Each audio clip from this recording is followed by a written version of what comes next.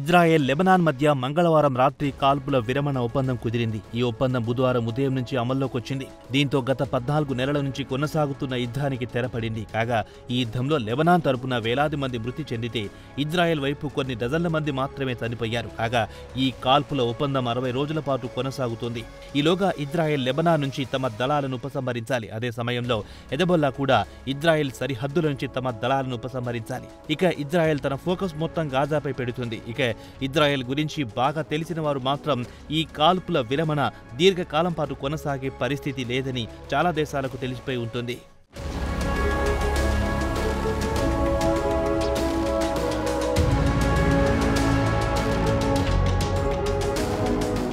కాల్పుల ఒప్పందం కుదురుతుందని తెలిసి కూడా ఇజ్రాయెల్ అంతకు ముందు రోజు నుంచి కాల్పుల విరమణకు కొన్ని గంటల ముందు కూడా పెద్ద ఎత్తున లెబనాన్లోని బీరూట్పై భారీ ఎత్తున బాంబుల వర్షం కురిపించింది. ముఖ్యంగా జనావాసాల ప్రాంతాల్లో బాంబుల వర్షం కురిపించడంతో ప్రజలు భయంతో ప్రాణాలు అరచేతిలో పెట్టుకొని పారిపోయారు. ఇక ఇజ్రాయెల్ చెప్పేదేమిటంటే జనావాసాలు నివాసమున్న ప్రాంతాల్లోనే హెజబొల్లా అడ్డా చేసుకుని తమపై దాడులు చేస్తోందని దాడులను సమర్థించుకుంటోంది.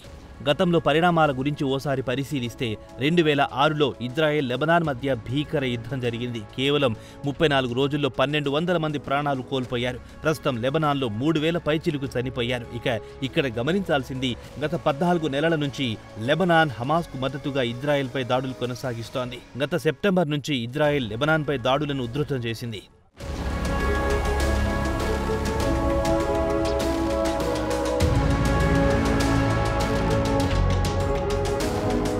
చివరగా 2006లో ఇజ్రాయెల్ లెబనాన్ యుద్ధ సమయంలో కూడా కాల్పుల ఒప్పందం కుదురుతుందన్న సమయంలోనే ఇజ్రాయెల్ బిలియన్ల కొద్ది క్లస్టర్ బాంబులను లెబనాన్కు దక్షిణ ప్రాంతంపై ప్రయోగించింది. ఇక ఇజ్రాయెల్ ప్రయోగించిన బాంబులు పేలలేదు. అయితే ఈ బాంబులు తర్వాత కాలంలో ల్యాండ్ మైన్స్గా మారిపోయి ప్రజల ప్రాణాలు తీసింది. విశ్లేషకుల అభిప్రాయం ప్రకారం ఇజ్రాయెల్కు లెబనాన్తో శాంతి ఒప్పందం ఇష్టం లేదు. భవిష్యత్తులో భూతల యుద్ధానికి ప్లాన్ చేయడానికి ఇలా క్లస్టర్ బాంబులను వేసిందని చెబుతున్నారు. ప్రస్తుతం దాదాపు 2 దశాబ్దాల తర్వాత మళ్లీ మరోసారి ఇరు దేశాలు యుద్ధానికి దిగాయి. గత మంగళవారం నాడు కాల్పుల ఒప్పందం సందర్భంగా నెతన్యాహు ఒకవేళ హెజబొల్లా నిబంధనలు ఉల్లంఘిస్తే తిరిగి తాము దాడులు చేయడానికి వెనకాడబోమని హెచ్చరించారు. అమెరికాతో కలిసి దాడులు చేస్తామని, దాడులు చేయడానికి తమకు సర్వ హక్కులున్నాయన్నారు ఇజ్రాయెల్ ప్రధానమంత్రి.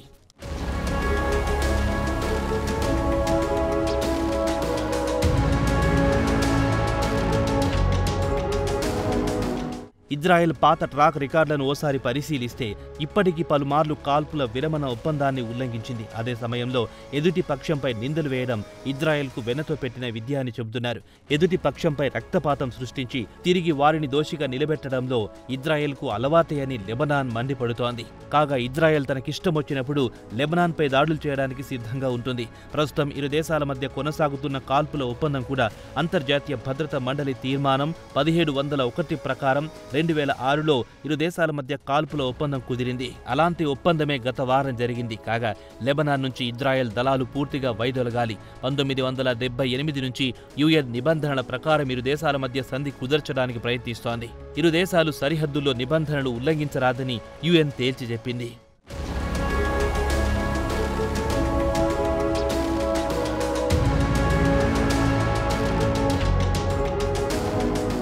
అయితే ఇరు దేశాల మధ్య గత 18 ఏళ్ల నుంచి యుద్ధం జరగకుండా యుఎన్కు చెందిన 1701 యుఎన్ తీర్మానం పనిచేసింది. ప్రస్తుతం America president Joe Biden, France బలవంతంగా తాత్కాలిక కాల్పుల ఒప్పందానికి ఇటు నెతన్యాహును అటు లెబనాన్ను ఒప్పించింది. అయితే ఇరు దేశాల మధ్య శాశ్వత కాల్పుల ఒప్పందం కుదరడం అసాధ్యమే అన్న టాక్ కూడా వినిపిస్తోంది. అయితే లెబనీస్ ఆర్మీ విషయానికొస్తే తమ దేశ సరిహద్దులను కాపాడుకునే సత్తా తమకు కలిగి ఉందని చెబుతోంది. కాగా ఇరు దేశాలు పెద్ద మనుషుల ఒప్పందాన్ని గౌరవిస్తే వచ్చిన ఇబ్బంది ఏమీ లేదు. అయితే 2023లో ఇజ్రాయెల్ లెబనాన్ గగనతలంలో ప్రవేశించింది. బీరూట్ నగరంపై నుంచి పెద్ద ఎత్తున శబ్దాలు చేసుకుంటూ విమానాలు వెళ్లాయి. ఇది 1701 యుఎన్ ఒప్పందం ఉల్లంఘించినట్లే లెక్క అని లెబనాన్ చెబుతోంది. అయితే ఇక్కడ లెబనాన్ వాదన ఏమిటంటే ఇజ్రాయెల్ తరచూ హెజబొల్లా పేరు చెప్పి తమ దేశంపై దాడులు చేస్తోందని ఆరోపిస్తోంది. గత కొన్ని దశాబ్దాల నుంచి ఇజ్రాయెల్ తమ దేశంపై కేవలం హెజబొల్లా పేరు చెప్పి దాడులు చేస్తోందని వాపోతోంది.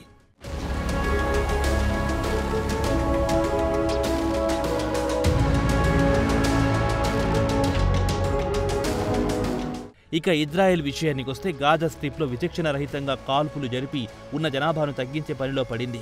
పాలస్తీనా భద్రతకు ముప్పుగా పరిణమించింది.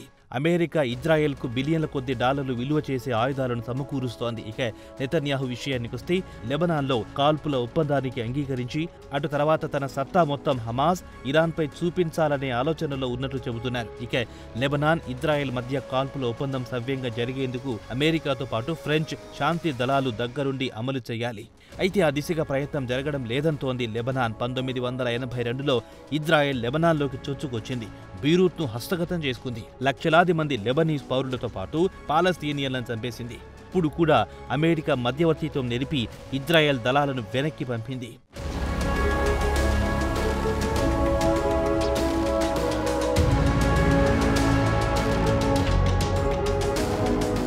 మొత్తానికి చూస్తే ఇరు దేశాల మధ్య కుదిరిన కాల్పుల విరమణ ఒప్పందం దీర్ఘకాలం పాటు కొనసాగే అవకాశం కనిపించడం లేదు. యుద్ధానికి ఇది కేవలం ఇంటర్వెల్గా భావించాల్సి ఉంటుంది. ఈలోపు ఇరు దళాలు కాస్త విశ్రాంతి తీసుకుని సరికొత్త వ్యూహాలతో తిరిగి కథన రంగంలో దిగుతారనే టాక్ కూడా వినిపిస్తోంది. కొన్ని రోజులు ఆగితే దీనిపై మరింత స్పష్టత వచ్చే అవకాశం ఉంటుందంటున్నారు పరిశీలకులు.